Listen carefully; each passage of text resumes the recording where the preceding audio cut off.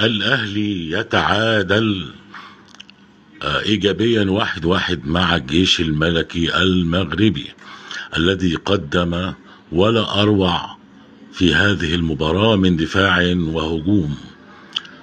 كان الشوط الأول لنادي الجيش المغربي في عدم حضور هجومي للنادي الأهلي قوي، إلا بعض الهجمات على استحياء من محمد شريف والجناحين تريزيجيه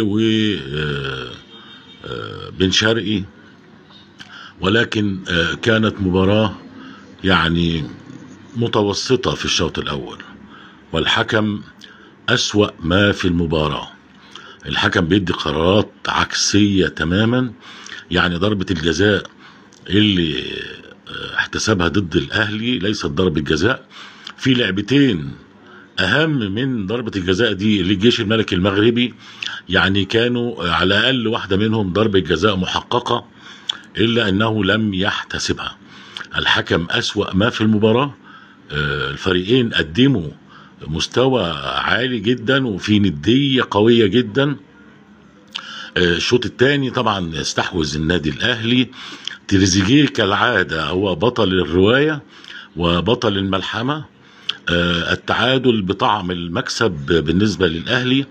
الجيش الملكي لم يكن صيدا سهلا أبدا في هذه المباراة، وأضاع الكثير الكثير الكثير، ولكن ما كسبناه غير التعادل. كسبنا حارس مرمى كبير وواعي ومستقبل إن شاء الله للنادي الأهلي. أعتقد أن مصطفى شوبير يقدم ولا أروع من المستويات العالية. يعني الراجل عمل اللي عليه، صد ضربة الجزاء وراح مع المرتدة من العارضة ومنه، لكن الدفاع ما زال في غيبوبته. الدفاع المشكلة الكبرى للنادي الأهلي، ولكن بنقول ربنا ستر.